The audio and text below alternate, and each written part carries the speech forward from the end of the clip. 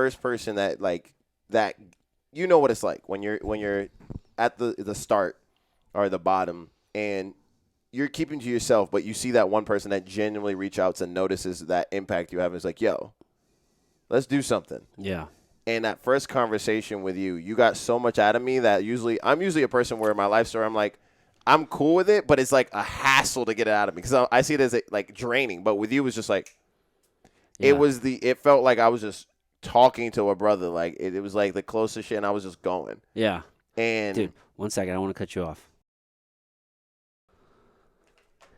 I remember that vividly, dude. You laid it on. So I was like, man, this story, like, you have such an exceptional life, bro.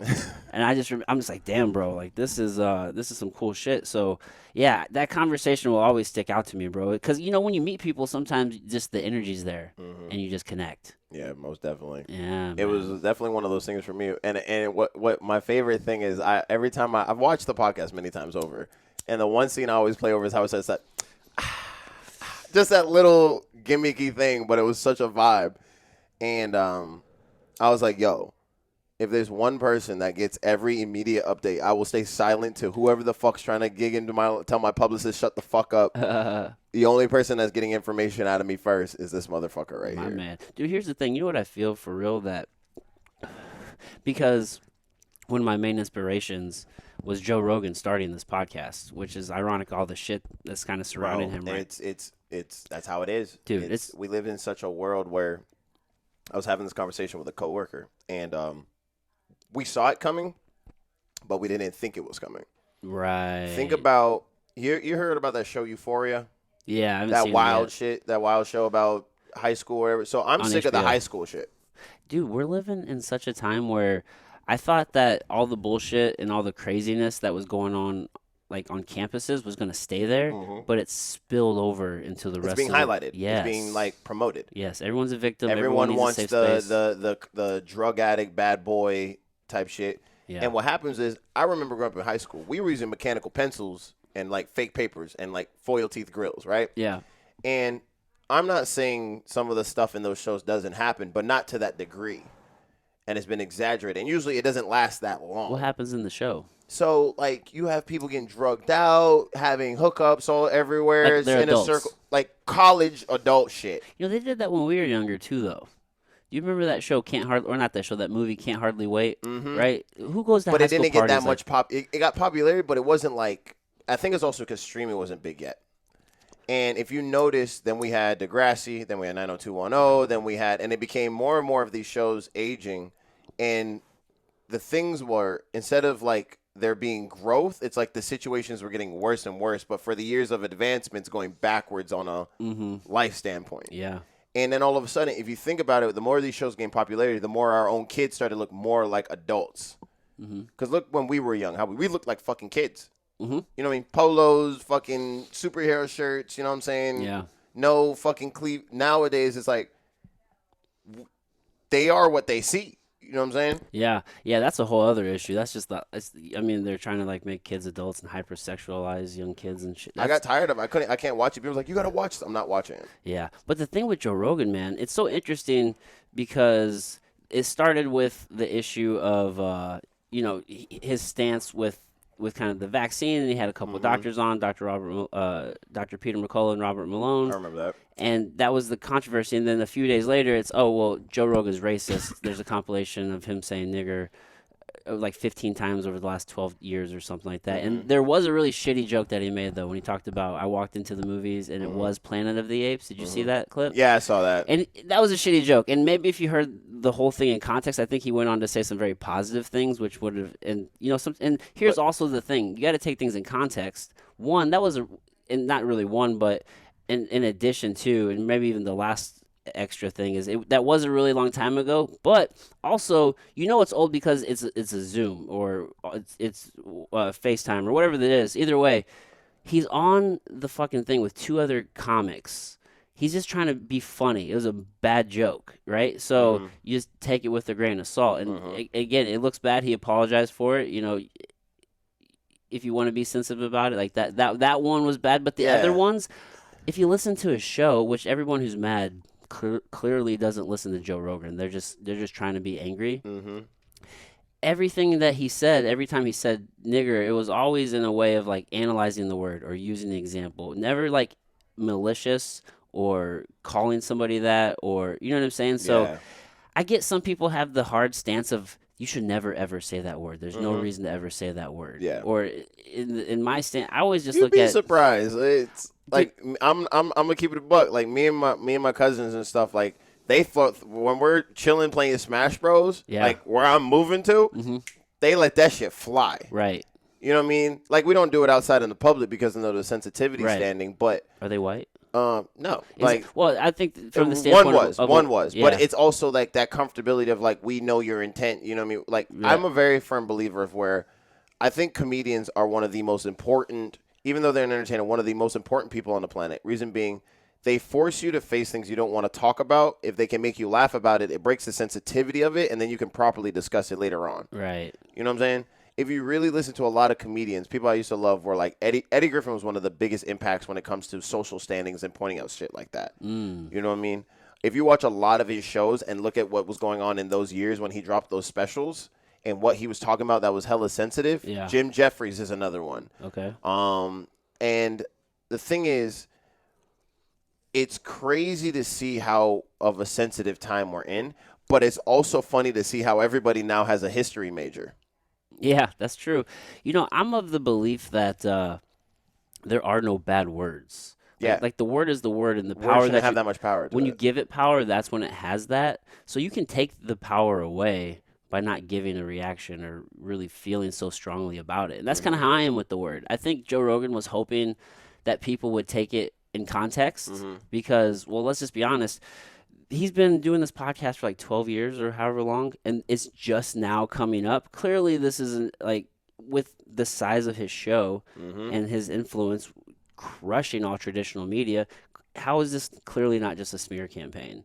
Like, what's going to be next? There's going to be probably a clip of him being homophobic or some clip of him being transphobic it's or, wild. you know what I'm saying? It's fucking wild. Like, for example, for me, I've gotten in. I used to hang around people where my white friends would say nigga to me, they want to be phased. Like a few months back, same situation. Now all of a sudden they're phased, and it's a thing where again, ever since I was probably young, I never understood the point of words like being that impactful. Even when I said my first curse words and shit, people were like, "Do you know?" I'm like, I can never understand why it had such this to it. Yeah. You know what I mean? So when people tell me I curse all the time, I'm like, well, I'm me. Yeah. Because when I'm cursing, I don't see it as a bad word. I just see it as adding emphasis to like whatever I'm talking about so you could better understand it. But Yeah. I use that impact that it affects you so you can understand how what I'm describing affected me. Right. Since you can't understand any other terms, fuck. Well, that's Oh, how that's we relate. bad. Yeah, that's how we relate. You know what I mean? Yeah, I always tell my kids there aren't any bad words. They're just not always appropriate at times. It's all within context. But on the same note, and this is where things are weird because nothing's ever just black and white. It's never then just this or that. There's always like nuance. Words do have meaning and they can be powerful in the way that you use them. So you should use them carefully as well. So it's like that double, it's they only have as much meaning as you give them, but shit, man, they can be extremely powerful when used correctly. I think the problem is we're giving too much power to the wrong fucking words. I think honestly we're just giving too much power to the wrong things. Yeah. Like, this could lead down a whole nother road. But if you think about it, yeah, 2020 fucked us up a lot. But I would say we've been kind of fucked and getting fucked and desensitizing since like 2016, 2018. Okay. You know what I mean? If you look at the digression of like movies that were being released and people were having issues with scenes in the movies. Like what got me, I found out like the new Halloween movie came out. It was trash. And as I expected, we don't need any more Halloweens. God fucking damn, we're done with Mike Myers, right? We're done with Michael Myers. We're done with him. But apparently, I'm there. I think I woke up and I got back from my morning walk, and I'm doing my thing. I'm scrolling through, and it says, box office sales dropping, canceling, because Michael Myers decided to kills gay couple in scene. I'm like, hold the fuck up. I immediately start cracking the fuck up, and I send this to one of my friends who's gay. And he doesn't want me to, you know what I mean? Because he even, it's crazy because I'm a dancer and I can say this, and you're gonna have those people that are gonna be in the comments like, I'm like, I have majority of that community that fuck with me because they know who I am, and they're the same ones telling me this, that they're sick of it. Yeah. Like I sent the article to him. I was like, yo, look at this, and he's like, I'm sick of my fucking type of people, bro. That was his genuine fucking reply. He was like, I'm so fucking done. Like, are you fucking serious? You wanted to be seen in shit like this, but now because you're being, get the fuck out of here. Right. You know what I mean? There's no perfect scenario. There's no perfect scenario. And to see that we're now at that level of sensitivity to where, one, it offended someone, cool, that's going to happen. But to see the amount of trend, it got more trending than when the movie was released and it talked about than when that scene happened and the cancel was coming with it. I didn't even know that was a huge issue. It was fucking, like, if you're in the it. scary movie, like, it was fucking on every fucking almost entertainment. Oh, wow. Director under heat. I'm like, are you fucking serious? Dude. And social, I have Snapchat's one of the most active places I use. Okay. And I've been doing this thing of, while I'm doing 75 hard, I've been doing a lot of over observing myself of how I operate and do things on a minuscule level, like on a very annoying. I hate it so much I just stopped doing it level. And there's this thing called Daily Mail, which is a story like Sports Center that you go on the Snapchat stories and you watch. And it's always the first one, and it always has the most views. And I'd be looking at it, and then one day I'm reading this article, and it's about Kim Kardashian caught in a photo thought to being trolled for looking hideous when she cries. And I'm reading it, and then as I'm getting through it, I'm like, am I really fucking reading this right now? This is the Daily Mail. Like, this is a whole news thing, and this is what the priority is. Mm-hmm. This is what the biggest issue, this is the headliner. That's the headliner for the whole story. Yeah. How ugly Kim Kardashian looks when crying, being trolled. Well, the news is, there's just a huge highlight on the entertainment industry only. Like, that's the only news that matters. It's fucking ridiculous, and it sucks, and I'm in the entertainment, but it's annoying to see. Right. Because I'm in the entertainment to help and impact and entertain and inspire the people in those other scenes so I can do more to help those other scenes. But this is the stuff being highlighted. Like, I talk about this stuff. Whenever I go streaming live, I talk about this stuff. I rarely talk about anything really entertainment-wise. Yeah. Like, I do K-pop reactions, but I barely talk about anything K-pop when I'm live. I'm talking about, did you hear about this shit? Or this shit? Or maybe I'll come up with some stupid hypothesis of if Charizard will fucking fight Superman. You know what I mean? But I avoid that stuff because, one, that's here, but there's so much attention already to it. You know what I mean? Like, more people are excited to see the new Marvel movie rather than donate $1 fucking to a place in Africa, Ghana, or wherever the world. Yeah. Where there's actual issues or social issues that they complain they support. For those who love to say Black Lives Matter, I'm for my community, but you're not talking about it because you don't see it because you're more focused on what the fuck Iron Man's coming back or not. So you think it was around 2016 that kind of started that transition to getting to this place? Mm-hmm. I think it was a small digress from, because I'm looking back, right? One of my favorite cartoons that I used to love was Invader Zim. I told you last time I was here. Mm-hmm. And that show, when I got older, I read about why it got, like, taken down. Why? And because it was too adult or too mature. And I'm thinking about all the cartoons when I was younger and younger and younger and younger were more mature. Sensitivity was less and less and less and less. Worry was less and less and less.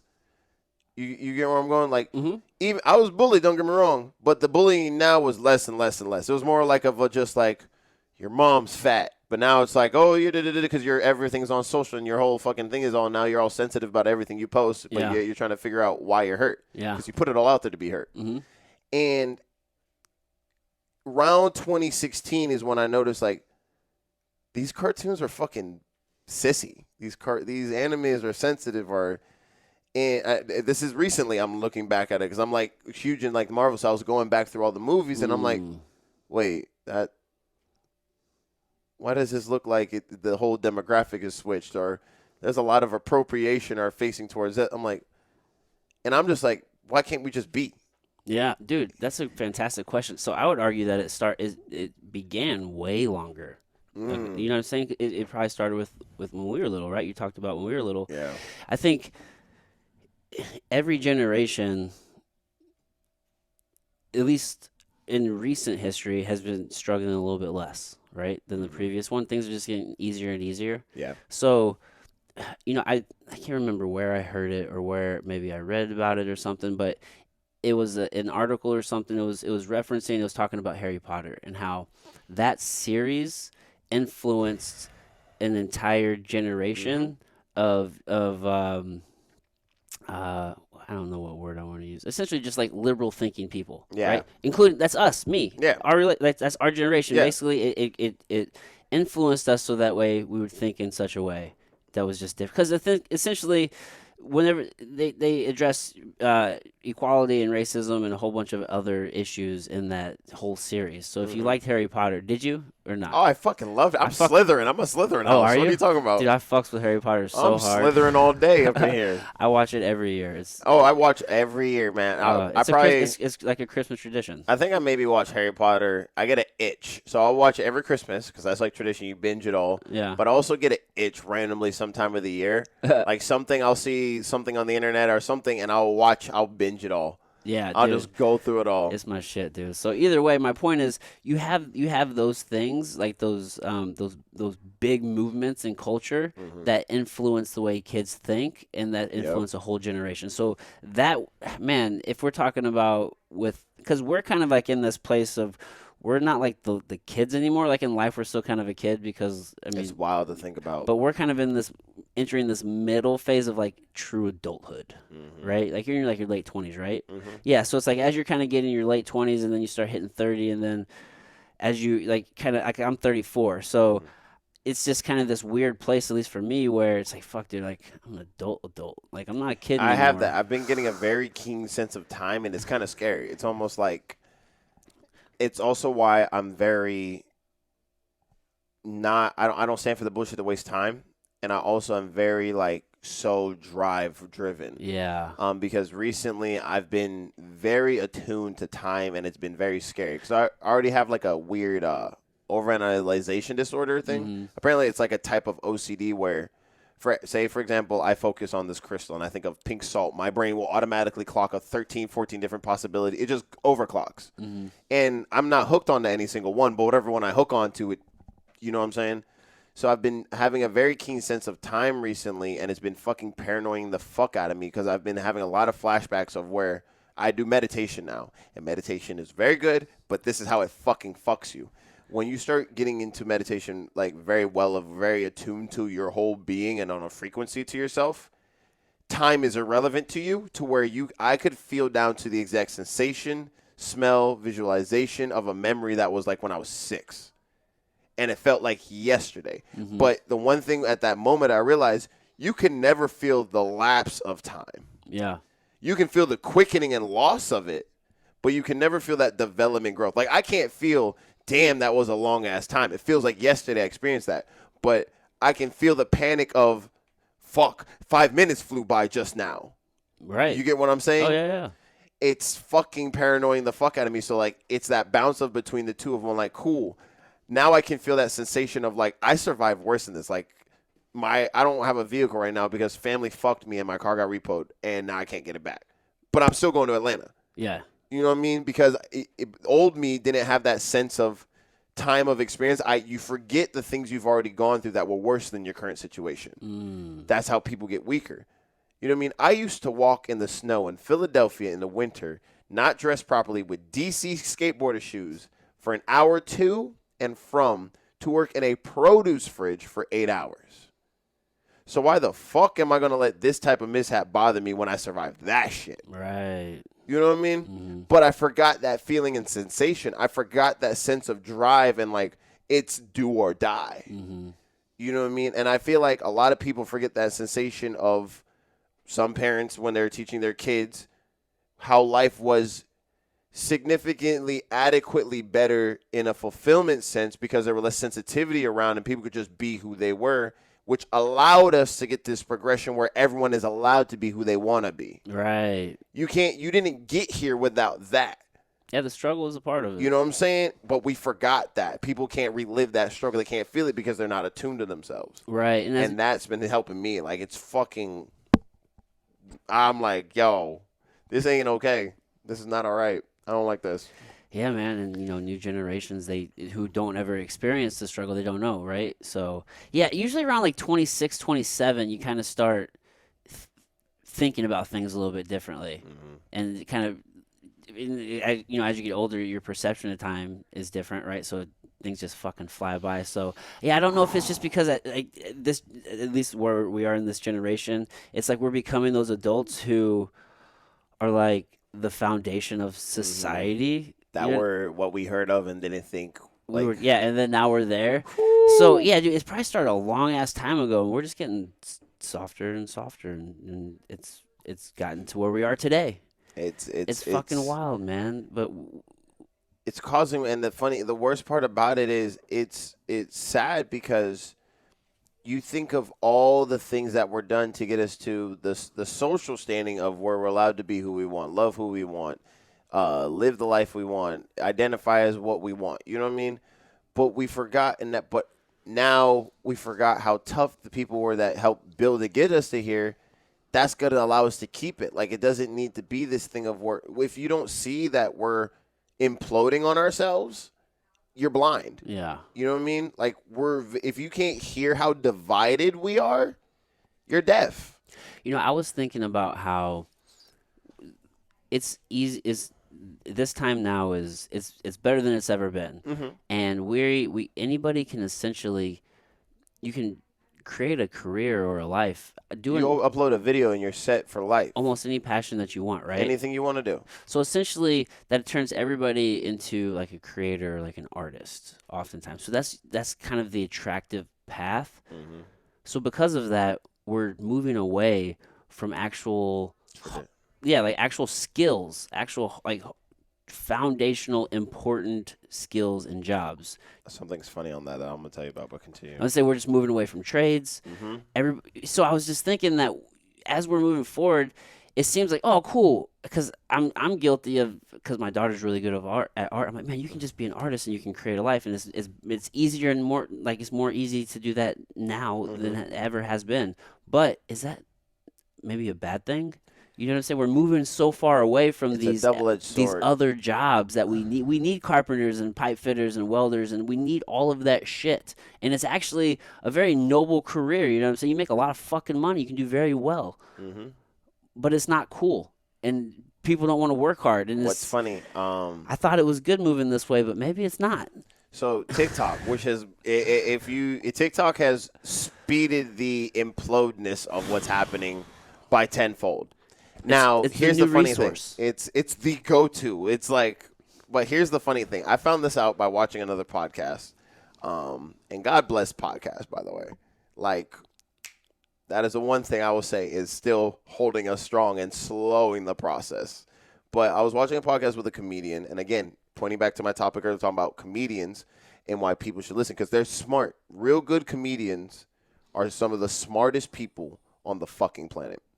I can't remember his name. He used to do the guy code on MTV. He's the skinny white guy with a long nose. Brunette used to do the guy code on MTV. It used to be a show back in like 2012, 2009. Can't remember his name. Let's find out. Guy code. He used to do with Charlemagne. There he is. He's the one in the middle right here. Who the fuck is that guy? That doesn't help me, does it? Let me get off of images. Can't remember his name. You can probably just go to guy code right here. Wait, there's cast ages right there. Yep. Let's guess it. Cast. Oh, is it Andrew Schultz? I think so. Click on him real quick. That name, I'm pretty sure it might be him. I'm sure it's him. Yeah. If it's Andrew, because he's one of the. I recently started watching his stand-ups just because of this. Like, if you're one of those insightful comedians, you have my attention tenfold. Yeah, I remember on the. Yes, You're talking about him. Idris Elba. Yep. Oh, So he was I on love the- him. He's hilarious. I heard him He's say so- this. So he's so good. So China, who made TikTok.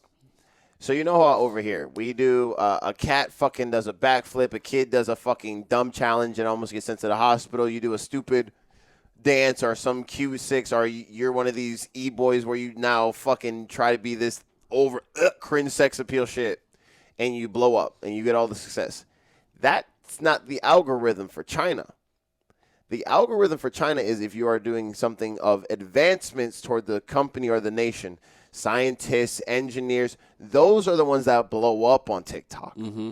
And the funny part he pointed out, maybe that's why Trump was trying to get rid of it. They're trying to dumb It's us a down. mental warfare. I mean, it's big picture stuff, dude. I mean, when he said that, I was like, "Ain't no way." And I looked into it, and I have some some friends that have access to like gaming to like other type of servers, and he's like, "Yeah." He like looked it up and like literally, you if you were to post any of the shit that trends over here, it would not even fucking. It would take maybe a month before it even gets like 1,000 views. Any of those fucking things, right? But anything that's barely getting views, original craftsmanship, engineering, science advancements, medicine, all that type of stuff that barely gets proper attention over here, unless it has to do with sexualization or drug addiction or some shit. All that other stuff blows up. People get jobs. They get opportunities to live. Like these people are getting set up to advance their country, and they're being found more and more and properly, and then inspire younger ones more and more to where, don't get me wrong, artists are still respected and whatever, but the level of it's very different. Over here, it's like 90 entertainment, 10 civilization and advancement. Over there, it's like 30 entertainment, 70% advancement, civilization, economic issues, social standings, all that type of stuff. Right. You know what I mean? And I think where I've been going is I'm not into politics. I'm not into politics. It's not my thing. I don't fucking care. But you come to realize politics includes life and includes your own social standing because the people you involve yourself with kind of give a fuck, and whether indirectly how they act and respond or brought up deal with that community of whatever side because that's how it's been built. And I think for me it's this weird plane of understanding. I'm trying to have the biggest or the most full encompassing embrace and understanding of myself and my environment to best suit where I need to go so I can help those that I give a fuck about. You know what I mean? Down to a wire. And it's more and more, which is the awesomeness of like how everything's at your fingertips. You can find out more advancements. We were just talking earlier about is I'm getting here because I have that availability to me. And now I'm at 27. Before it was a 27-year-old wouldn't even be thinking of shit like this. Right. You know what I mean? And now the maturity level and the growth level is exponential because there's so much access to everything from such a little age block now. And that shit's fucking crazy because they know that, which is why they highlight the engineering and all of that. While over here, they're like, what is the least effective to the economic standing over there? Let's make that algorithm that. Yeah, and to think that as a country they don't think that way, I think that's a little short-sighted. They also doesn't China also limit the hours in which you can be on there, and like I don't think kids can even get on there during the week. It's cut down. Not even just China, like a lot of countries over there. It's crazy, man. Yeah, dude. Yeah. Plus, I think I was reading up that some countries their marriage limits are like age limit are lower too, but then they have like population increase or it's all the whole wild shit that I never thought I'd be entering into my mind. But yeah, well, before I used to always say I'm not into politics either. Before it used to be that it was always just more of the same. You always kind of knew what to expect. Empty promise. Yeah. You're just like, why even bother? You could just put your head down and you know what I mean? It's like grind. Nothing's really directly affecting me. Yeah, okay. But now, if you ignore it, things are moving so fast. You might look up and the whole world be different, and you might lose some freedoms. That 2020 really fucking put it in like, what the fuck? This was the shit that I would watch in movies. This is shit. And it's that thing of where you always hear, you'll never think it's this. I mean, you never know till it happens to you. And you're always like, it's not going to fucking happen to me. Like, I'm not going to experience the current. It's not going to fucking happen to me. And then it happens and you're like, Okay, anything's on the fucking board. Like, I lie to you not. When 2020 happened, and I still stand by it, and I firmly believe this. You can call me crazy, and if you want to call me crazy, look at 2020. I don't give a fuck what you tell me. Anything's possible. I literally told people I could see the Grim Reaper himself walk in front of me and take the soul out of the person walking down the street. I'm going to keep on walking. Yeah. Because I'm like, it's a fucking Friday. I firmly believe that. I could see it so visually, like I could be, just on the trail. It's going, dude jogging beside me saying, good morning. Grim Reaper pops up, snatches souls, goes right back down. I'm like, just another Tuesday afternoon. Tuesday. I thought you were going to be here in 2020. You a few years late. Like, that's funny. It's this point of like, when you kind of think of it as a joke and like at first, but then you take a minute, which is why comedians, I will always touch on comedians almost all the fucking time, because I feel like in this day and age, if out of anything entertainment, out of anything that's improperly blown up and trending, the proper comedians that have the mindset that we're talking about and highlighting these type of jokes should be listened to on these issues, because now we're talking about how the sensitivity went down for me. I laughed about it, and then I took a moment to be like, or and then get an understanding. I'm not like, whoa. Yeah. You know what I'm saying? Yeah. If people could laugh more, you could have a proper discussion more. We don't always have to see eye to eye. Right. But conversations can come with compromise and so many things. But if there's so much hostility, and the hostility is due to sensitivity, hostility done by sensitivity is the worst type of hostility you could have, because any form of reaction is just going to keep on building and building and building. There's not going to be any form of mutual outcome. Right.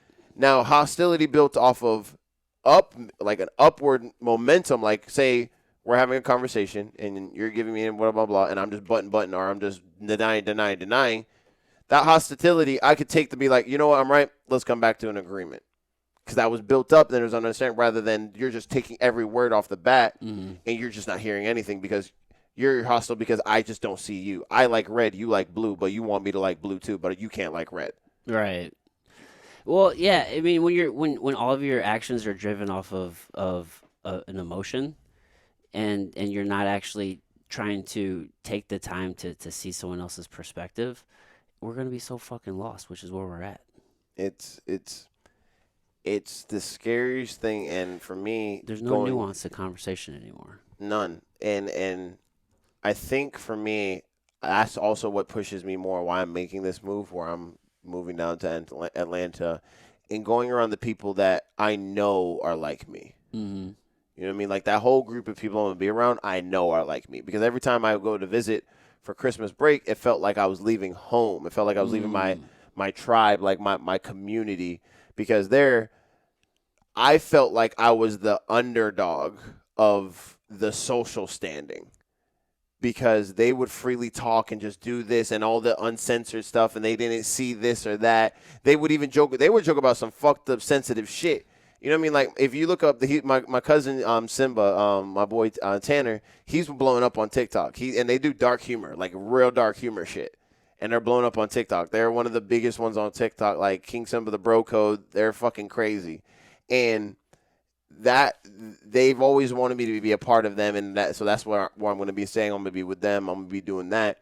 And while that was going on, what kept pushing me, I kept staying here. And when I was here, I got to see and feel what it felt like to be, all right, now I'm the outsider. You know what I mean? Now I'm above them, and and not in a sense of social standing, but it's like I see above and see nothing of sensitivity, but everyone below me is sensitivity. Rather than when I was them, I felt like I wasn't unsensitive enough. You see what I'm saying? Yeah. Rather here, I feel like everyone is just too sensitive. Or with them, I felt like I was the sensitive one. Right. Which was an eye-opener for me. Right. And which made me be like, where I'm in this point of like, yo, why do you give a fuck type of thing. A lot of self-evaluation. And it's fucking crazy. And that's why I'm like, yo, I need to be there. That, like, sure, opportunity to act, that's all there too as well. I'm going to be like 20 minutes outside Atlanta. But, I mean, the biggest reason, the main reason is because if I can get to that environment and be there, I know I can.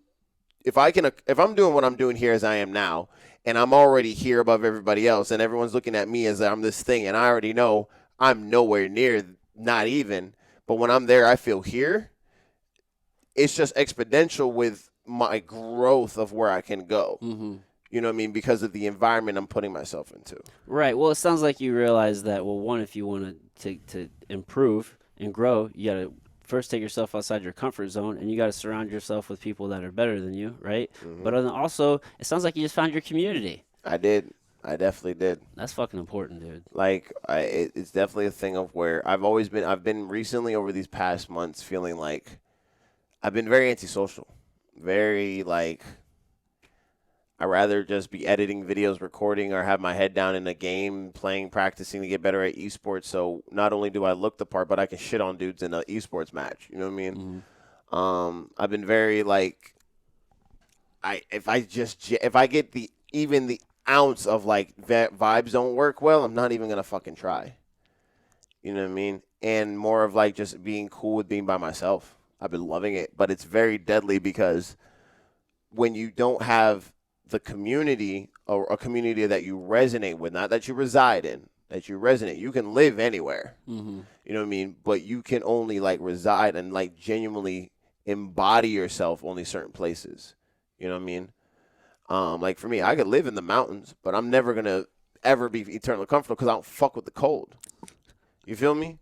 But this is my warmth. This is my proper temperature. This is my area. And I'm starting to see this thing of where by doing that, I'm seeing that I just need to be in a better space. Mm-hmm. You know what I mean? It's very weird because you always try to tie yourself to your career. I'm a gamer, I'm a dancer, I'm this. I never did. You don't think that they need to think like this, and they don't, and that's the norm. And I've had conversations, and it's like they're not stupid. No one's stupid. It's just you want to have a deeper, more higher level stuff. Like, this is why I tell you you're the first person, because before I talk to anybody else that doesn't think on this wavelength, I need to talk to someone who thinks on this wavelength. You know what I mean? Mm-hmm.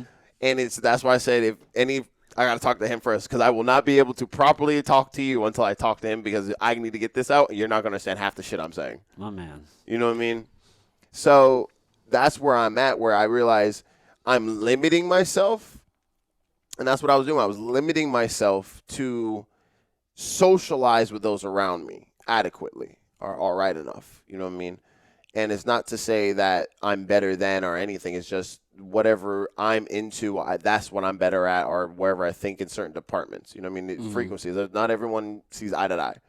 And it just drew me closer and closer to just wanting to be by myself, because I didn't have anything that I could really bounce with on that level. So I'm like, I'll just do it myself. You know what I mean? And then I went back, and by doing so, I reconnected with what I got. I call COVID my best emotional year. Why is that? Because I had nothing to do but game online, right? And I got to reconnect with Big Mac, who was my roommate back in Job Corps, and that connection of the bond I had with him. And out of all my friends, even have friends that are best friends now, and if they're butthurt by this, so be it. I don't fucking care. Like, that connection of, like, he's actually one of my fucking brothers. Mm-hmm. You know what I mean? Talking and seeing, in like this year, seeing my other brother Ian blow up doing his cosplay thing. But in 2020, I got to reconnect with a lot of my gamer friends, and like Gino, my cousin Ty, my cousin Alice are the ones I'm going to the community with, back to the East Coast to be closer to all of these people. Again, because I found that community that year, I reconnected with all of them. Genuine. Like, we were gaming every day. We were laughing. We were bullshitting. We were streaming. We were raging. My best, funniest memories were in the COVID year. Dude, a lot of people had a good year that year. You know what I mean? Or not. Yeah, and for me, that was great, because I think that's what I needed. But now I'm here where I realize, I by being alone, because I felt limited and I'm keeping to myself, I went back to gaming again. And I was reconnecting with those same ones I was online with. And people be like, why don't you hang out with your friends? I do. I'm online with them all the time. Mm-hmm. You know what I mean? I'm sending memes to them all the time. You know what I mean? And that's where I'm like, how do I get closer to that? Yeah. You know what I mean? Yeah. Me and my cousin have a dream and goal to get signed by the same model agency and take over as the Edwards twins or the Edwards brothers or something. Okay. You know what I'm saying? How do I get closer to that? And then I'm realizing it's coming back full circle. You know what I'm saying? I kind of drifted off, and then COVID happened, and it started bringing me back closer. Right. And then the sensitivity cap started happening. I started limiting myself because I couldn't conversate, and it brought me back closer. And now I'm like, all right, this is too long, too much work. We need to go here. What do I got to do to go here as fast as fucking possible? Okay, I'm not mentally self-disciplined enough. 75 hard. Cool. What is going to set me apart from the gamer so when I do get over there, I can just... All right, so practice more, study more, watch videos about patch notes and gameplays and what map... Cool. Boom. Mm-hmm. What other game... What is top streamers not doing? 75 hard. All right, cool. What are top streamers not doing? Reading and mentally training themselves and physically putting themselves through. All right, cool. And it's this thing of where you want to be, everyone wants to be exceptional in shooting, basketball, whatever. But the thing that they tend to forget that all I've been learning transfers over is the one thing that functions at all, your mind. Right. You know what I'm saying? Mind is key. So what is the one thing that not everybody else in majority of in my space is doing? Advancing their mind.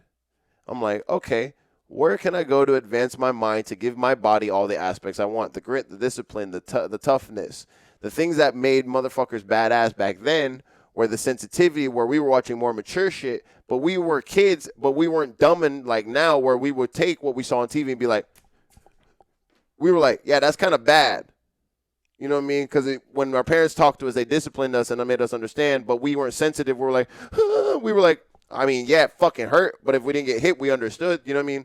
I had part of parenting where they would just tell me something and I could hear the emphasis. I didn't take offense to it. I was like, okay, this means this. It wasn't like, oh, verbal abuse. Right. You know what I mean?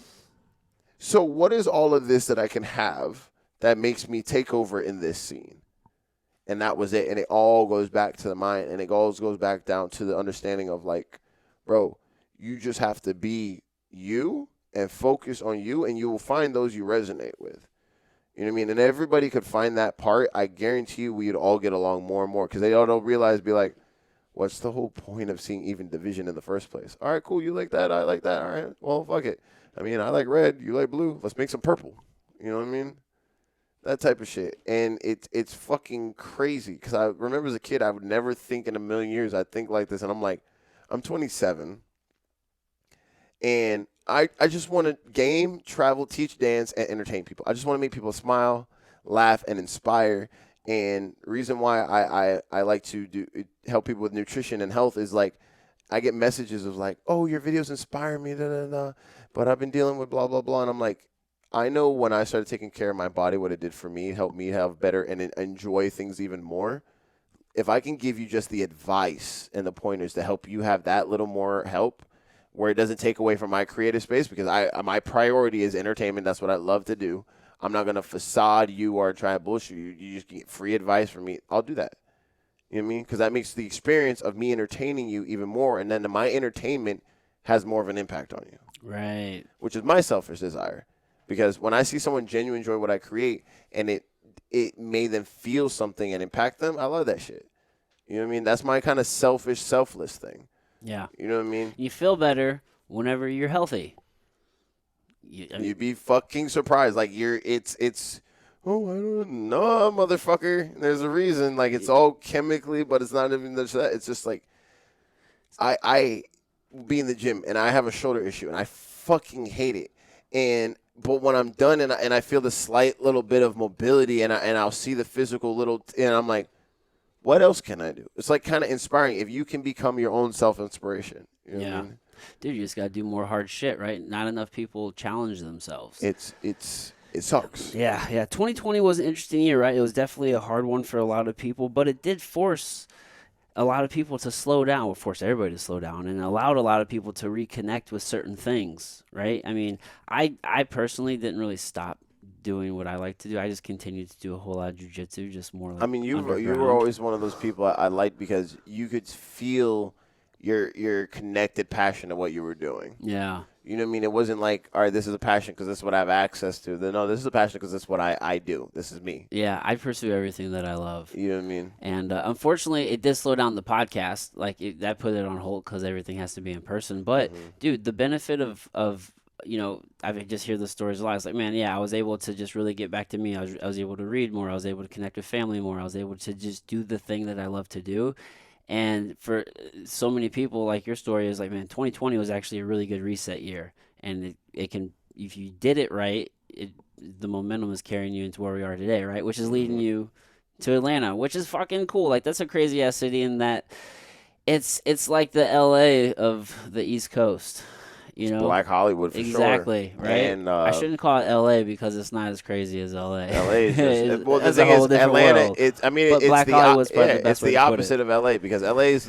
I tell people I can never live.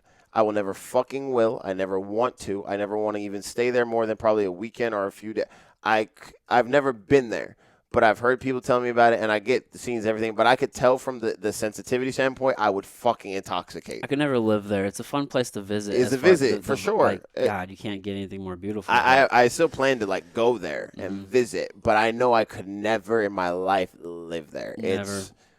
It's an interesting spot. That's why I like Atlanta, because, like, Black when I went there, that's a perfect way to Atlanta's say like this. There's not that much sensitivity because some of the most raw motherfuckers come out of that motherfucker. You know what I'm saying? Like, you hear Atlanta, you think of some cold-ass motherfuckers in hip-hop, rap, comedy, acting, and all those motherfuckers that usually are like that, they're pretty raw and dry cut motherfuckers. Like, yeah, the one thing, though, you do tend to see just with the entertainment industry is just there's a way of thinking within the industry that's not really isolated to just L.A. It's kind of like an industry thing as a whole, so... There is that. But, LA, Atlanta's going to be dope, man. It's going to be great. It's going to be dope. It's definitely going to be. That's exciting times. It's going to be good because, it's kind of this thing where everyone else is kind of blowing up on their own platforms, doing their own thing. And I'm like that middle piece. I'm like that last piece that you got to, like, of the puzzle, they got to be like, because I have the most online social experience. Okay. You know what I mean? I've been doing this the longest out of everything. So it's kind of like, and for me, every one of them is multi-talented, but for me, it's like I'm the jack of all trades, but I'm pretty much a master at almost all of them. That's the kind of the difference, though. So, for example, singing. I'm not one of the greatest singers, but I can make melodies and freestyles. Like, I do it all the time on Snapchat. I have a shitload of songs. Like, I have hooks, melodies, verses, all types of shit. So when I'm ready to focus on music, there's not a motherfucker touching me. But I couldn't always do that. Over the years, I first got my first car, I was always singing and trying to match and practicing my vocals over songs. And then I stopped listening to other singers, and I would put on YouTube beats. And I would practice rapping, freestyle, not for any specific purpose, but this was every day for 20 minutes, 40-minute car rides. And it's a skill set. It's a muscle. It's a build. Now I can actually sing, and now I can actually make hooks and melodies as songs, and people are like, is that a song? No, I just made that up. I'm like, why aren't you doing music? Not that time. Prioritization. But it doesn't mean I can't work on that skill set. See, that's the thing between jacks of all trades and masters of none. They try to do everything at the same time and prioritize it at the same time. You can master multiple things. It's just going to be a different magnitude level. So your magnitude, like say I'm putting 70% magnitude on the gaming thing and the dance thing. But I'm putting like 10 magnitude on the singing thing. That's just when I'm in the car practicing. When the switch happened, the gaming thing's established, and now it's just keep going exponentially. This was still going up exponentially, just on a different magnitude. It's a magnitude switch now. Now the music's a priority, and people are trying to figure out, oh, wow, when did this come from? And then they see, oh, now my old bangers that were freestyles in a Snapchat story are now songs trending. And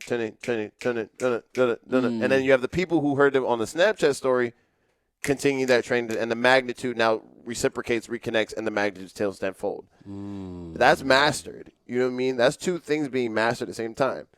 Dancing, I'm always in the shower doing some form of movement when I'm listening to music, visualizing choreography every single time. I haven't been in the studio or filmed a dance video in a minute.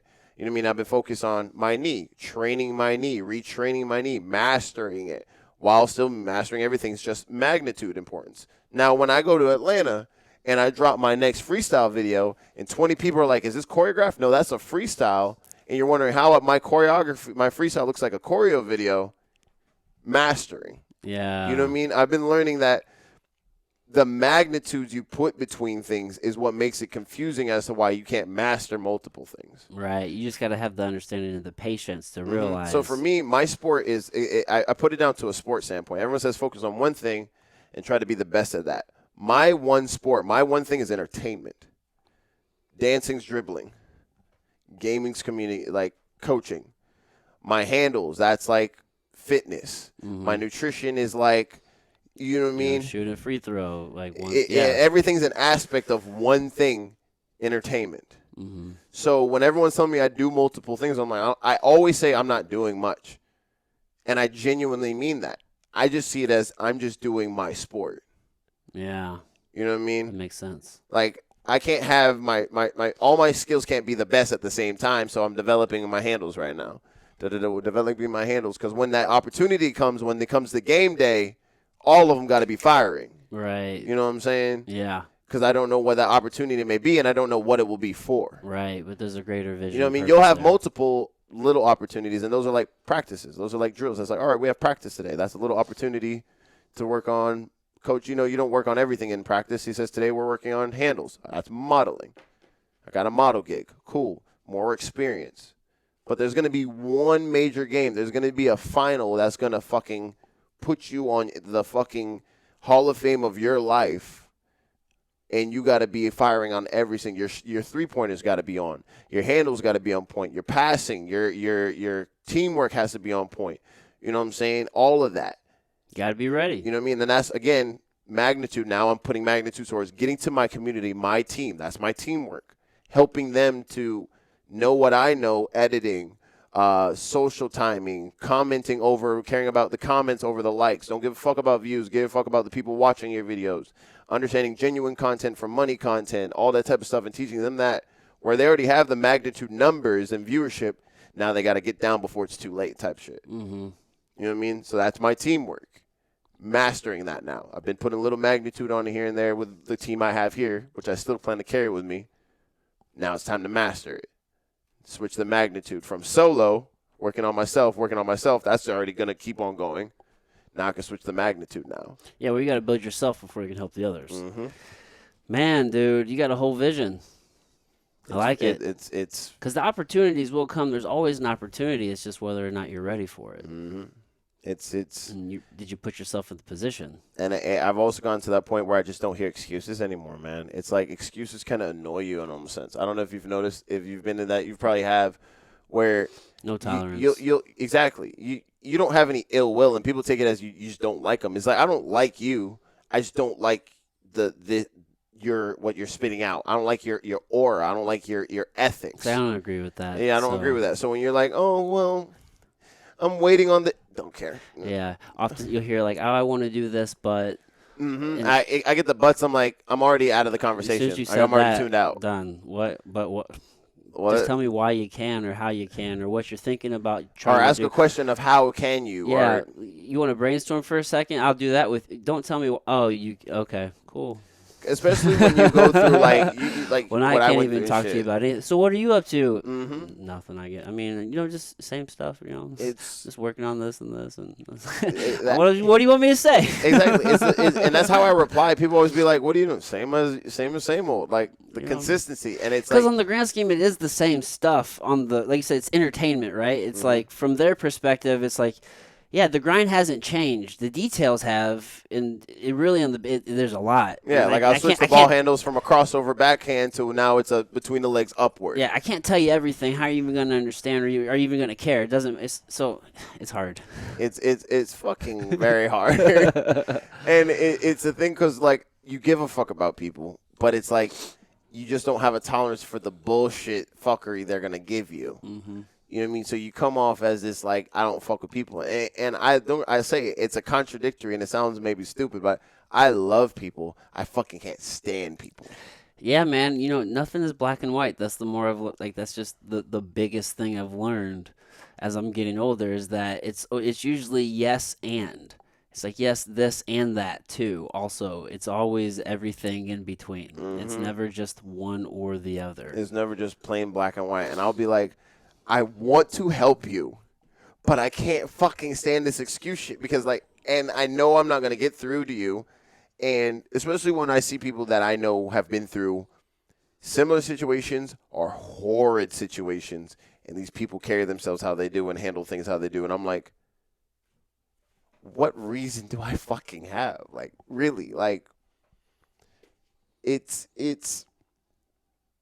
kind of a eye-opening for you, which is great. You develop, but it's also a sad thing because you're starting to now look around you and see a lot of people differently.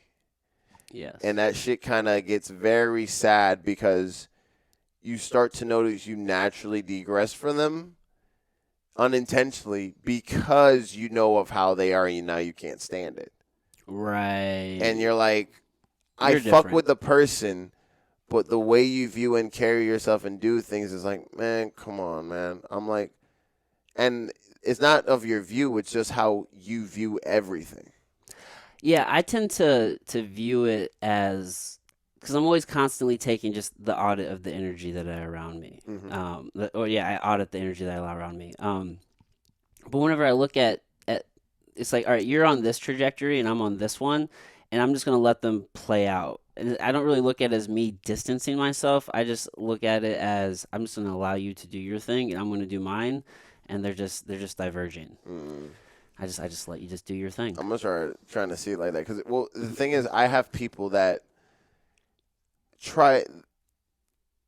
they call it looking out, which they are, because they more so care about me. But I think if they were to really look at it, it's them worried that I just don't fuck with them.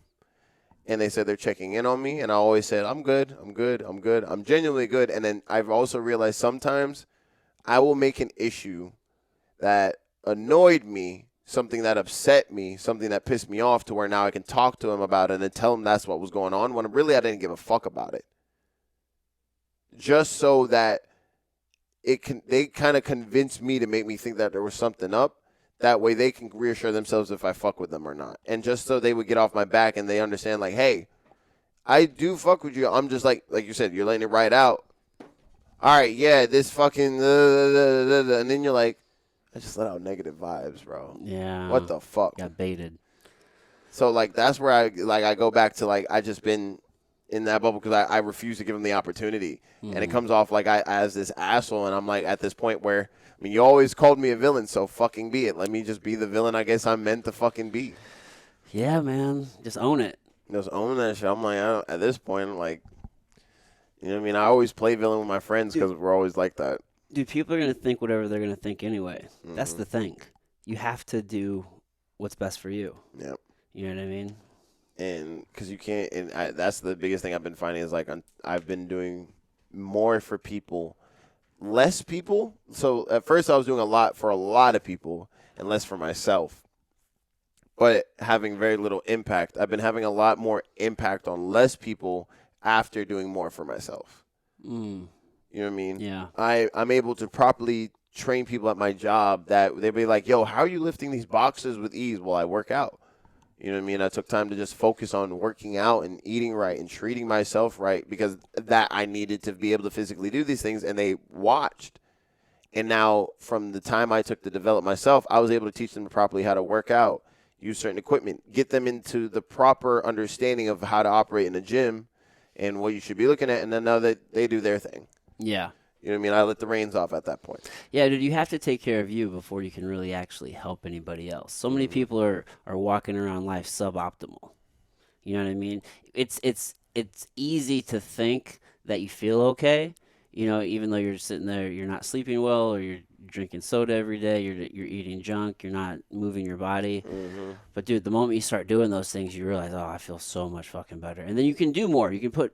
There's way more output. You know what I'm saying? That you have, and you can actually start addressing these other things and maybe going after some shit, you know, whatever your goals are. It's definitely that. And I think what's saddening to me is to see that exercise, and it comes back to it because it's literally, if you're not doing it, you're fucking stupid in my eyes. But people start, and they're repelled and scared and feel bad for doing it because it hurts. Yeah. It's fucking crazy. Well, we're geared towards pleasure. Oh, let me work out. I hurt my shoulder, or I pulled, or my muscles feel sore, so I feel like I did something bad. I'm gonna stop doing this. What? They do feel good afterwards because they can rest. They're like, oh, this does feel good though. I think I'm just gonna keep doing this and not the other stuff. I'm like, let me just lay here. Order me pizza. Yeah, I'm like, what the, what? Yeah, dude. Well, let me ask you this: what's gonna happen? Because you're a good guy to actually ask this. What happens when we have the metaverse? So, from my understanding, where I think we're going is, it can be two things, and of course, again, this is because COVID hit. Nothing's off the fucking table. Like when I say that if you were to tell me the metaverse is the Matrix, I said it's fucking possible. I firmly fucking believe it's fucking possible. Are we going that route? I would say the possibilities there. I'm very big on possibilities and not solidarities anymore. I kind of talk in a lot of percentages with things. It is a possibility, but I think the metaverse, I hope, better yet, let me say I hope it is something of where during COVID, that reconnection people were able to get online with those that they have distance from. I hope it bridges that. But it's not taking place of the world. I think the metaverse is going for where we can reconnect here for the time being, but I think they want us to be more to the world outside. It's weird. It's a sense of where augmented reality. Pokemon Go. When Pokemon Go first came out, that was the biggest increase of people outside exercising we've ever seen. Mm-hmm. That is a hint at what the metaverse is actually, I believe, should be and is going to aim for, is they see that so many people are stuck to this because of this and the things in that screen. Mm-hmm. So what if we take some of the things they like in that screen and put them in the world they're in less of? See what I'm saying? So Pokemon Go had them going out, walking. You had to literally walk to a stop to get the virtual thing you wanted to catch the Pokemon in the screen you wanted from the game, where you would sit down all day in the screen, not do anything too. So now you're actively developing your body. Yeah. And I hope that's what they're going for, is more making it towards, I know Niantic, the people who made Pokemon Go, their version of whatever project they're putting into the metaverse is towards that. So that gives me a ray of hope of, like, some people are aiming towards seeing how we see things towards the right thing. Trying to augment the real world with technology. Mm-hmm. I think that's what Elon Musk is doing with the Neuralink, trying to tap in directly to the brain, so that way we can communicate with each other seamlessly, like through telepathy. And I think he wants it in a sense because he's very I like he's Elon. making us the technology. Yeah, rather than relying on it, he wants us to have control over it. Yeah, that would augment this space here, right? Have you tried the Oculus goggles? I love those motherfuckers, and I plan to get me a pair. Exactly, they're them in fucking amazing. Yeah, whenever I think of the metaverse, I think of Ready Player One, and that kind of seems to be. It's kind of scary if you think about it. The path of, in my eyes, that kind of seems to be the path of the metaverse and what Facebook or Zuck is doing, and then. Again, Elon kind of seems to be doing. He wants to kind of integrate technology with biology and us, and augment this real place, and that kind of seems to be the spectrums. But with the metaverse, I mean, dude, if we have all the Ready Player One shit with the the fucking suits and the omnidirectional treadmills and all that shit, we already have them. That's fucking crazy. We're already here. It's bro. Wild. And you make that experience almost indistinguishable. Why not just be plugged into that all the time? And then you just let this fucking meat suit just deteriorate, which is the issue, right? But why not just do that? You know what I'm saying? I think for me... That's where it seems to be headed. It definitely is. I think where we're going to get to is... Then you can be a Pokemon trainer in the metaverse, bro. Right? Bro, listen. Don't tempt me with that. Oh, I'd be... catch 'em who? Bro, listen. You just plug in. Did you play Pokemon Go? So you already have all your Pokemon? Listen. All you got to do is just plug in, and then now, boom, there they are right next to you. You got 30-foot Charizard right there next to you, bro. Come on now. You're a Pokemon trainer already. Now you plug in. It's over. It would be done with, man. But I think what it is I think that the technology advancement, people see that the world is coming to an end, in a sense of, and not in a yes, in a negative, but they see that they're facing the fact that majority of humanity is doing more damage to the earth than good. And you have those who are trying to make progression to preserving it, but they also realize that technically the earth is still going to be here, but we're not going to outlast it. And the earth might enfold on us at like we're killing ourselves versus it killing us. And they're trying to, while you have people trying to wake people up, or everything woke turns to shit. I hate that fucking term. Or like let people see things better. I like to say clear your vision rather than wake. You're already awake. Like you don't need to wake up from it. Just clear your vision. I think what it is, while you have those people who are pushing that envelope, Elon and these people see that we might not make it in time. So let's try to convert ourselves to a space where the issues of the world ending won't affect us if it gets to that. So like, yeah, he's trying to leave the earth. Like the copy your consciousness to a hard drive and send off to wherever, and then would you do that? I don't know, man. I mean, as long as it doesn't kill me, and as long as I'm very paranoid of like as long as that hard drive is there, I want no same time connection. If it's where this ends, that picks up, cool. Where I don't have to relive things, because I hate deja vu. Oh, I hate deja vu. Bro, listen, sorry. Quick side note. We can come back to this. Dude, I was in Florida, and we were in Fort Myers. We were at this restaurant. Mm-hmm. I'm sitting in the restaurant. I'm looking out the window. There's sidewalk people. There's, they have outside seating and shit like that. It's nice. This girl walks by. I fucking look. I'm sitting here with my fiance. I'm talking to her. We're having a conversation. Probably 15 seconds later, I look up. If that. The same fucking girl walked by, exactly the same. I'm not fucking crazy. I saw this.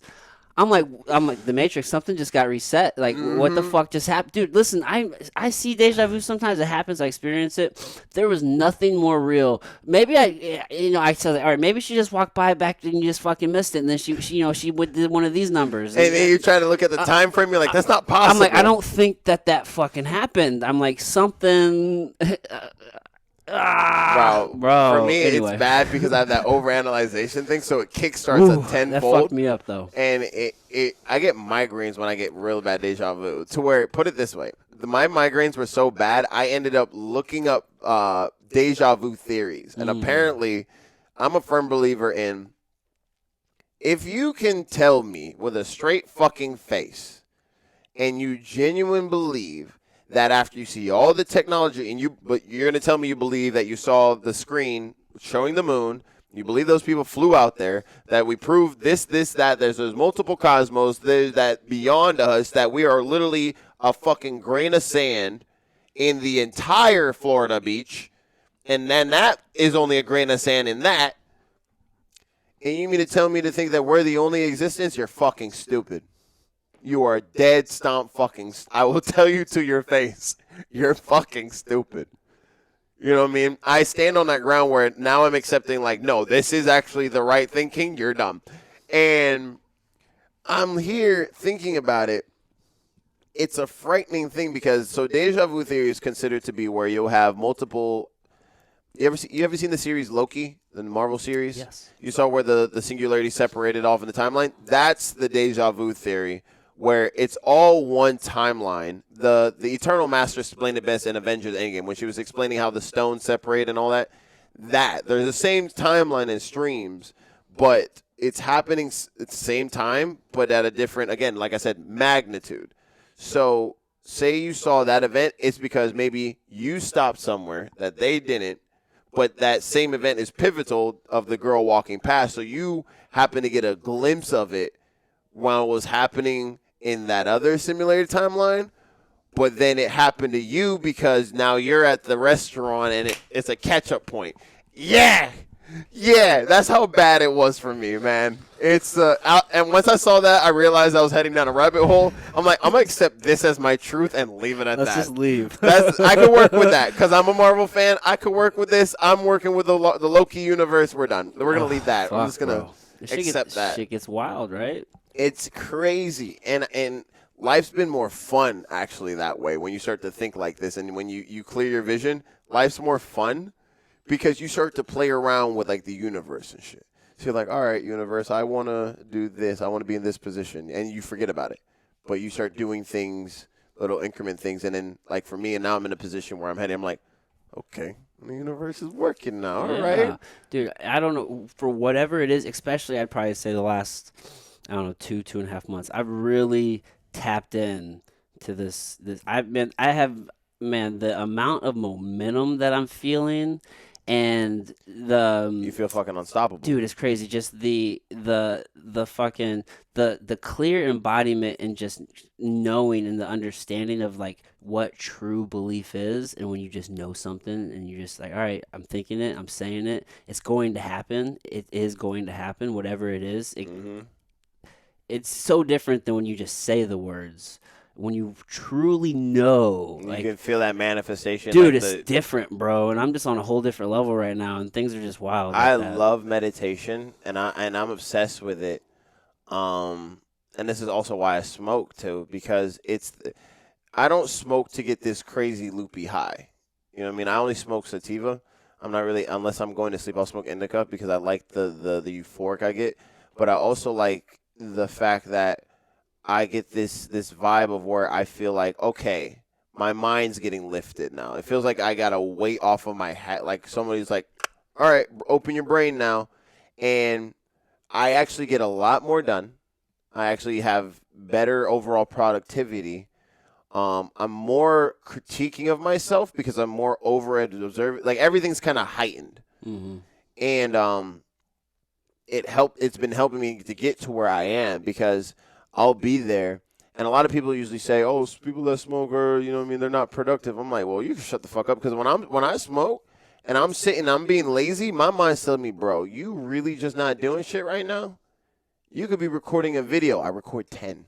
I record the whole 2 months worth of content and edit it out just because my mind is telling me now the possibility of opportunity may come up, but then I'm trying to prioritize a YouTube video that needs to be uploaded in a week or so. No, let me make sure I have all that time free. I ain't got nothing doing now. Let's knock out 2 months worth of content, get it done. Done. Yeah. You know what I mean? It's that feeling of now you can feel, and why I like meditating is I can feel down to the I can feel the hard work I'm about to put in. And I try to immediately feel the shit that I'm going to dislike that used to stop me. So with it, for example, with my job, and like I'm going to be working every single day till I move, just to make sure I have the funds and stuff like that. Every single day, 7 days a week, all the way to when I move. Mm-hmm. Except for next Saturday, we're going to do a goodbye party type of celebration thing. But every other day to move. I meditate and try to feel that annoyance of like, oh, I want to go home, I want to edit a video, and I grab that feeling, right? I fucking grab it, and I put it on a scale and observe every detail of it. Okay, why am I going to feel this? Because I'm worried I'm not going to be able to edit these videos. How do I solve that? Make 15 videos so those videos don't even have to be a worry of existence. Mm-hmm. And then that cuts out the feeling of like, oh, I got to go home to edit videos because viewership, blah, blah, blah. That's gone. So that cuts out the excuse of, hey, boss, I can't stay till 4 to make extra 2 hours because, all right, my body's going to hurt. Why is my body going to hurt? Because I'm not properly exercised. You know what I mean? Mm-hmm. And now the time comes, and that I don't even notice that I'm at the point that I meditated and manifested to. It just, I only notice it after it already passed. I'm like, did I just work 14 straight? Yeah. You're just in the zone. You found that flow you know what state. I mean? And I found that's what works. And it's this wild frequency of like continuous.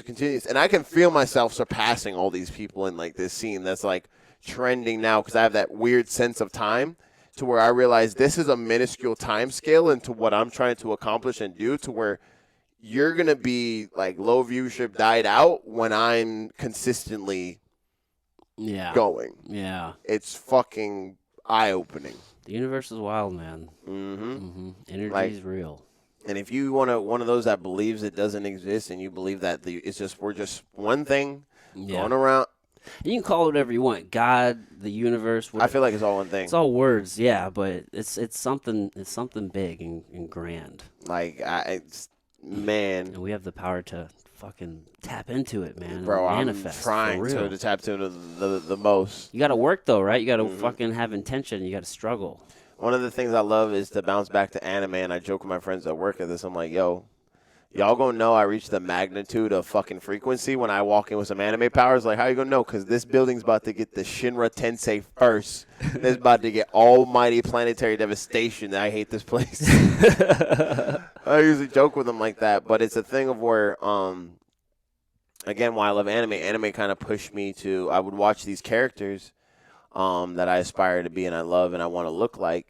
And I'm like, how can I get to look like that? And then part of me was like, I don't want to just look like that. I want to be able to physically do that. Now, of course, I can't have the powers and shit like I fucking maybe one day. Part of me still feels like if I unlock the frequency just enough, and it's a goal of mine, it's a secret goal of mine. You're the only person, anyone watching this is going to know this. It's a secret goal of mine.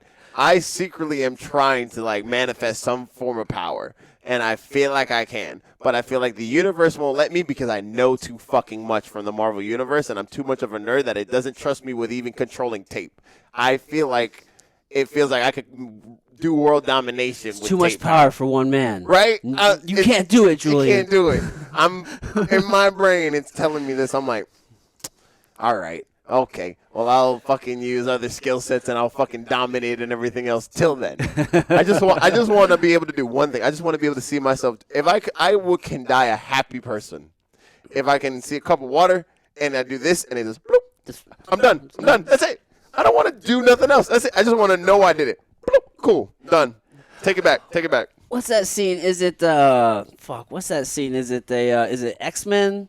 Maybe it's Magneto where he got his power taken away, and then he moves the little. Yep. He's just like, yeah, and then he's like, I'm done. Nothing more. That's all I need to do. If you want to kill me off, then universe, so be it. Cool. We'll never know. But if you keep me, best believe it is being trained and harnessed. Yeah.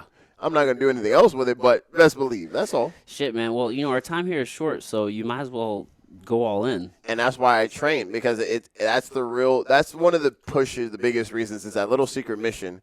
Why I try to train to be able to be as athletic to do all the things I want to do, because the characters I aspire and watch, they're like that. And what's the one thing why they surpass the limits when the world's about to end and they're able to beat this ultimate hero? Because they trained for it. Yeah, you got to know parkour. You doing parkour? No, I can't do parkour. Come on, bro. Bro, I stopped. The last time I did a backflip, I was probably maybe 13, and I felt a graze of grass breeze the top of my noggin, and that told me you're too fucking tall. No. I just now I'm at this limitations. age. Exactly. That's where I'm at this age now. I'm like, damn. I'm just not athletic enough yet. We got to get there. Man, bro. Because listen, you're talking about all the anime dudes. Parkour. You got to be able to jump from roof to roof. You got to be able to jump off the roof. Definitely. And do Once front I flips. move, I'm already looked up at a parkour place. I'm definitely my boy AJ. He's tries out for Ninja Warrior, and he's been training and stuff. He's fucking phenomenal. He's one of the people I look up to the most when it comes to like fitness and like athleticism. Those guys are just amazing athletes because he's really fucking good. Like he rock climbs, and I joke around and call him the holy child of our friend group, because he's the super nice guy. He's the one work at 8 o'clock in the morning, but you need him at 4 a.m. to help move. He's the guy who's going to do it. Sleep deprived. He's just that super nice, loyal, polite, genuine, good soul that fucking females that be bullshitting him. I hate. When he gets taken off the market, he's gonna find the right. I'm gonna be the happiest motherfucker on the planet. I'm like, I'll be more happy for him than myself. Like, I'm gonna hype him up. I swear to God, I'm waiting for it. He better be fucking excited. But when you look at me, I'm like this fucking wild, fucking unpredictable, energetic, fucking crazy, psychotic, says wild shit, weirdo nerd. You know what I mean? So it's like polar opposites, and I love our friendship because it's a huge what the fuck, how type of vibe. Odd couple. You know what I mean? So he's one of my favorite people, and I think that's also what encourages me to I'm fascinated when he does things. He's also one of my biggest supporters. Like, anything that's up my alley or anything I do, he's also he doesn't bullshit. Like, when I was practicing singing, he would tell me, bro, you sound fucking bad. Yeah, I told you the You know truth. what I mean? He would tell me the truth. While everyone else was like, oh, you sound are decent. He was like, and I got the first positive feedback from him on a freestyle I did like a month ago. And I noticed that immediately. I was like, yo, if there's one motherfucker that is like, that I have to keep, it's this motherfucker here. You know what I mean? And it's just one of those things, man, where he pushed me in, and I just aspire to be like him athletically wise. So like, it's having those people, again, your community of people where it doesn't matter what scale you're higher or whatever on, you can constantly be inspired by people of different levels, ups and downs around you. You know what I mean? From people from my side, it looks like I'm the more popular one or the better one of the two of us. From people from his side, it looks like the other way around. You know what I mean? To me, I'm like, I just aspire to be like him. It's all perspective. You know what I mean? And I was like, this is just fucking weird, but it's fucking awesome because it's like you're in a walking playground once you get to this level of thinking. Like, you're like, all right, let's see what other what can I really fucking take? Mm-hmm. You know what I mean? And of course, you have your moments where you break down or whatever, but We're you're all quick human. to catch yourself. Yeah. You know what I mean? It's that of like, all right, cool. How fast did I catch myself? Right. Then? No one's infallible. We're all human. You're going to Yeah. have that little seed of doubt. You're going to have that little voice that wants to compromise on whatever. It's like, oh, man, you don't have to be doing this. You can just relax. Just take sleep in today. Take this day off. Do this. Oh, it's all right. No, you just got to, can you catch it? Do you recognize it? And then how quickly do you bounce back? Hey, I had the biggest fucking battle. I call it bitch voice in my head. I got it from Andy, but it kind of it kind of stuck because I used to do these things on my Snapchat. Like, I would talk like bitch voice, be like, all right, hey, nigga. So, we don't got to do none of this shit, right?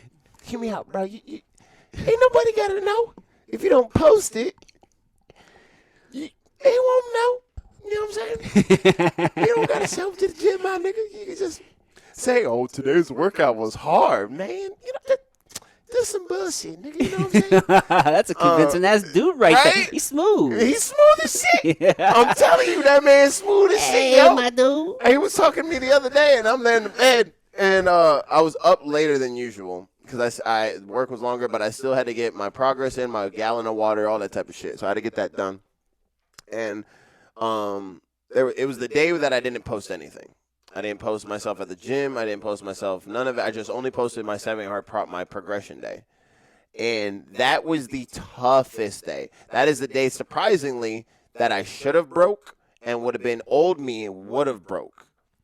Because when I tell you, it was like I barely had time. I had to be on the wire with like, oh, woke up late. I got to get this walk in, but I can't go work out right after. All right, I still got to get my meals in. It was one of those type of days, and this motherfucker was talking up a storm. He's like, bro, you only got 2 minutes between, man. There ain't no rest time. You feeling sleepy, bro.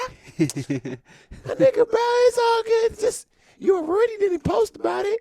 You might just post. Yeah, man, just call it. It's all good. You could take a day off. Just post the progression photo.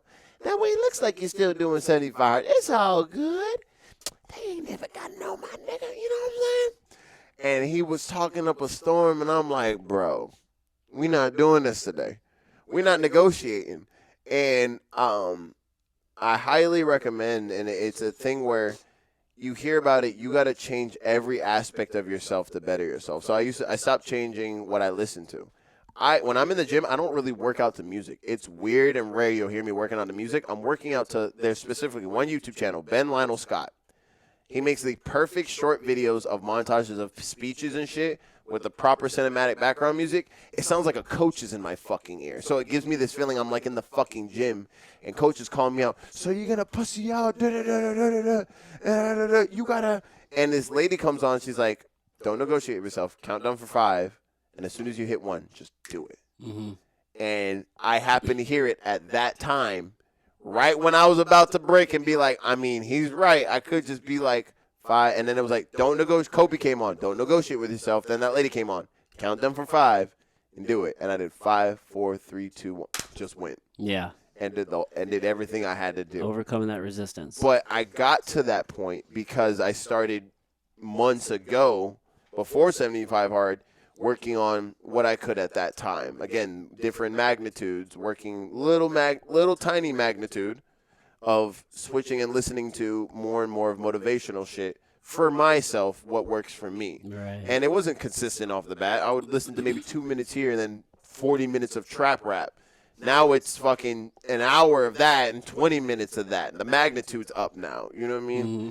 And it's the weirdest fucking thing because I really feel fucking badass. And I can already feel there's going to be conflicts. I can already feel there's going to be issues. I can already feel I'm going to have ups and down moments. I can already feel I'm going to have moments where I'm like, fuck you, Jules. Like, what the fuck, bro? Like, pissing me off type shit. And I know I'm going to relive those feelings. But I can also feel I'm past it. I'm getting past it. I'm accomplishing it. The growth, the success, or whatever. Like, I can't be fucking stopped. I'm going to have downfalls. But I also understand those downfalls are just hiccups. So I don't know how long I'm going to be down there. But I do know it's going to happen. But for me, acknowledging that it's going to happen, I doubt whatever it is now, say in the future, it's me being down in the dirt for 2 months. But I'm recognizing it now. When that time comes, I may not recognize it in a moment, but I'm not going to be down there 2 months this time. I'm going to be down there 2 days. Right. Yeah, that's important, especially when you're really riding that wave. Mm-hmm. I was feeling that too. There's a moment where I'm like, dude, nothing can fucking stop me. I'm like, oh, wait. I don't know when, but there's going to be a moment where I'm going to feel like all this is just, because there's that moment where you feel like, man, what's all this for? You start feeling super down. Like, none of this is working. Just all those real negative feelings. I'm like, I know those are coming. I know it's going to happen. I just can't live there. Like, just do the things you know you need to do to help get you here. Because So when it happens, you're like, yeah, boom, I'm down. But then you already built this up, so it's kind of helping you get there. And then you're like, all right, I got to climb back up now. And then you're just right back to it. It's tough. It's fucking brutal. And it's one of the best things you could have because of that. And it's the same with friends that I used to tell with relationships and shit. When it comes to them, like, worried about argument, I'm like, yo, argument's gonna be there. You know what I mean? And I think for me, that was one of the things I found last year was love. No longer with the person, which is again why if I was the person I used to be, I would be, but I'd be miserable. Probably it would have ended bad. I would never say a bad thing about this chick. It was a mutual breakup, which are the worst breakups. Yeah. But it was for the better because I knew at that time, I started to recognize at that time, my goal was to get here. And sure, my time frame was different, which looks like now I was bullshitting to get out of something, but that person knows me so well that they know it was I could say this was the issue, and they understand that that's actually what it was, is you come to realize the harder decisions are for the better. The shit that sucks and really fucking sucks. Not just physically, which again goes back to working out, but also emotionally and mentally that fucking hurt and suck are for the better. I had to end it, and because I knew once I moved to Atlanta, at that time frame where I thought was going to be July, regardless whatever time frame, I already know it's still going to be the same, I was going to be busy as fuck. I was going to be so locked in that I would not be able to properly maintain the relationship I had with the person that got me to ever say I know I love someone. And I still to this day stand by that. You know what I mean? I recognize that. You know what I mean? I was like, because of the development I started taking over time, and I'm like, rather than me try and push to be this, I'm not at that level of if you have effort, if you want it to work, you can make it work. Yeah, that's a thing. If you want to, you can make it. There's no excuse to why you can't make it work. It's not an excuse why I'm ending. It's just I have no excuse because I know I'm not at that level. I'm not going to try and be this person that I feel like I can handle that. I got to develop that. Well, you're just being honest. You know what I mean? And that's what it is. And honesty, and it's a transparency thing. And making that decision, if I had not, I wouldn't be going to Atlanta now. I wouldn't be having the opportunities now, the mental toughness I have now. The person I am now would be probably polar opposite or something even more lacking. You know what I mean? If I went the comfortable, protective route, I want to keep this. I don't want to lose this, or I don't want to know what that feeling is. What if? And that was one of the most impactful moments because that feeling and understanding and watching where things were going to where they are, I go back to it because it's like, remember, even the emotional stuff that sucks helps you and betters you, not just the physical shit that sucks. Oh, yeah. You know what I mean? Yep. It's understanding that it's both of them together that really magnify how much of your life you can dominate and have control over. Yeah, it all plays together. Mm-hmm. What are you reading right now? I'm currently reading. It's a book by somebody quick. I forget what it's called, but it's about being able to read and comprehend fast. Oh, Jim Quick? Jim Quick, yeah. Yeah. That book. I'm currently reading that and the 75 Hard book. Okay. I try to read like 3 sets of 10 pages a day. Yeah. But all personal development, but not in the same scale. Mm. So like 75 Hard is more directed towards helping you understand why the program exists, but it's also kind of like a reading coach alongside like, you fuck up, bro. Like, come on. Yeah. You already failed like 3-4 times. Let's be fucking real here. Yeah. You saw how that went. Yeah, and that's an easy read. It doesn't like take. And which is why I read this one, so I Right. can read more, Right. read the 3 pages faster and not have less. Because my day used to be consumed and worried I couldn't even fit in 10 pages a day. Mm-hmm. You know what I mean? And then I'm about to pick up, I think I'm going to get back into fiction books. Just for my imagination's sake. Or get back into reading like mangas. It's mangas. Like Japanese comics. Okay. For the animes, so like getting into that because you're usually ahead. Yeah. These animes are so good. I hate the feeling of having to wait. So I get to itching to read what happens, and now I'm just excited to see how it's illustrated. Yeah. And then I think I'm gonna reread. Actually, I'm gonna reread that book, The Magic of Thinking Big. It's a good one.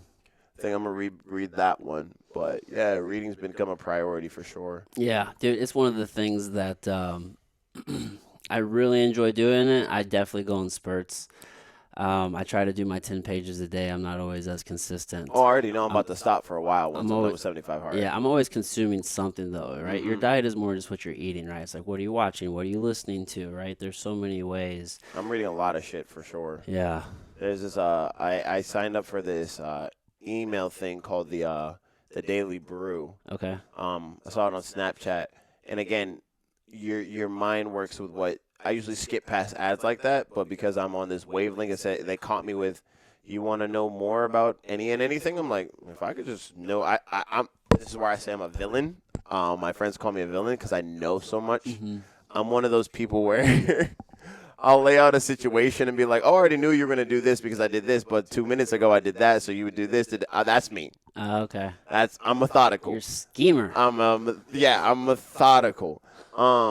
And for me, that caught my attention. I'm like, ooh, no more? I'd like to know a lot more. Just because, like, I'm not going to use it. It's more so, Yeah. I would never go forward and use it. It's more like if you come at me, it's like I can kind of read and understand your intentions type of no. Yeah. And they cater to the kind of information they send to you based on it's whatever your interests are. So I kind of do, whenever I'm reading things, I kind of go, I usually, if it has options, I kind of go with like 2 of what I like and then 1 of something I don't know of. Yeah. And if I don't like it, then I just don't deal with it. Yeah. You know what I mean? Because even reading what you take in, if you don't resonate with something, it's not good to read it. Yeah. With everything going on today, I'm trying to read more. I'm like, what's the opposing view? Or if I hear something and it makes me feel a certain way, or I read something and it makes me feel a certain way, instead of just being like automatic, like, oh, that's not right or that's wrong. I'm just like, oh, why am I feeling this way? All right, let's maybe try checking this out a little bit more because there's something there that you got to explore. You can't just shut it off. I'm trying to do more of that. It's not easy. I did that with the, I don't remember what that kid was. The whole issue with the kid that shot the dude at the Black Lives Matter thing. Yeah, the Kyle Rittenhouse case. Yeah. So with him, I did that. I did too. some diving into that because same thing, trying to go against the opposite of what the majority of, or what made me personally feel like, I've been very big on understanding everything. And I think that leads to my villainy of me being methodical is like, I need to understand everything. There's always 2 sides to a story. And I don't like to be wrong. And then there's the truth. I don't like lying because I used to be a big liar. And now I chase the truth. Yeah. Now I chase facts because I understand the impact of what lying does and how of a manipulated not only on the people you're lying to, but to yourself it is. Yeah, and the energy you're putting out in the world is not. It's not good. So I'm very big on I need to know everything because not to tell anybody. Like I said, I'm quiet till you ask me. But if you ask me, you're not going to get a simple yes or no. Right. Like when people, what did you think about this? If I have an inkling of it, I'll tell you. I don't know yet. I haven't really read much on it. I gotta read more on it. That's genuinely my answer. I refuse to answer an opinion to something I know not everything about. I need to get better at that because I'll just spew off an ignorant ass opinion that has No, no. it started with me. I'm like, with, you know what? This is it started with Marvel stuff. That's where it started. It started with like Marvel debates because my boys used to always have up. So I started like reading comics and knowing everything. And people used to come to me and be like, "Yo, explain." So-and-so fought so-and-so, I would give them to a theoretical math standpoint as to why this person could beat them. And then they just all of that, everything transfers over. I've been learning that everything you do in one thing transfers over. Oh, yeah. You know what I mean? And for me, talking about comics transferred over to how now I have conversations on general where I refuse to answer on an opinion without a fact or knowledge of the entirety of it. Not a partial, not a side, the entirety of it. You know what I mean? Mm-hmm. There's so much nuance. There's so much to it. And then I'll be like, I mean, I don't know much. I haven't really seen much of anything.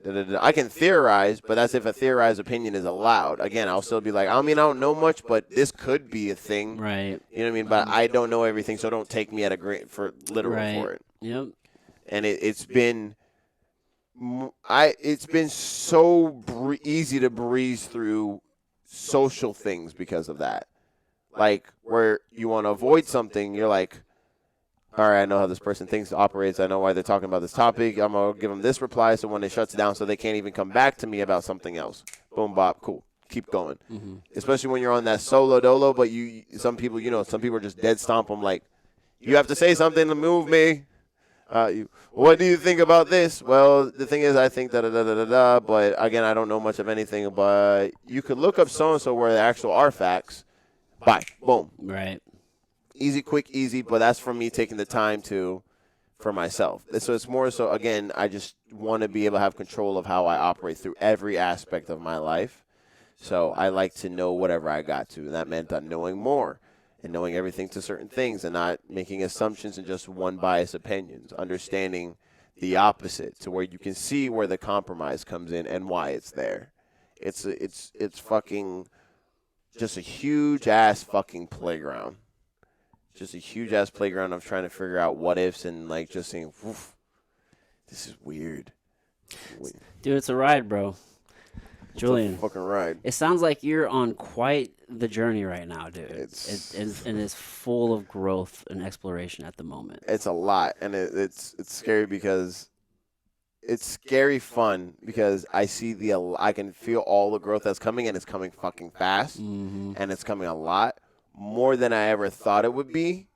And now I'm at this point of like, holy fuck, this is gonna be good. What's gonna happen now? Type shit. Yeah, you just have to wait and see. Mm-hmm.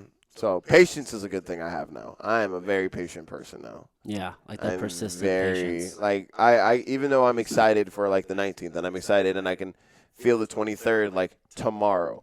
I understand I still got to pace myself, show up to work every day, make the money I need to, then get the car to get there. Right. Can't put the cart before the horse. You know what I mean? So that's been putting me in that good mindset of like, ooh, I can feel it being in that environment, getting excited, but I'm still here, still present. Because a lot of people get caught up in the future and not the journey. That's true. You know what I mean? Yeah, and you have to live in the journey, but you can have the excitement for the future. Right. I mean, the future never comes, right? It's always just today. Yeah, it's fucking... The journey really is the ride. Time. I love it. Julienne, dude, it's been an hour and a half. Wow. A little over, actually. So, time is flying. It's that perception of time, bro. Time is not linear. I feel like you just sat down. I'm like, we just sat down.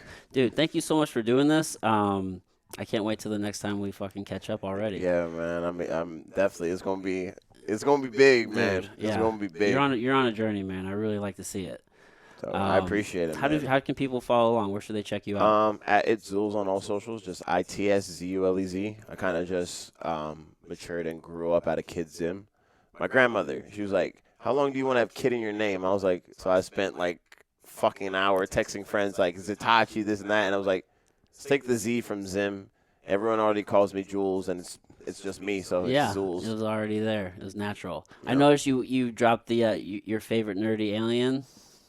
you're no longer that anymore. It's just your favorite alien shinobi. Yeah. You know? So it's kind of combining, still living to the alien being different, Yeah. but also owning that anime love, that Yeah. like to that being that ninja, but also athleticism, trying to be that all around. So your favorite. It's that evolution. You know what I mean? Evolution of Jules. So definitely. Well, that might be the it's name fun. of this episode. Oh, Ooh. yeah, we could do that. I like that. Okay. That's cool. We'll see. All right, dude.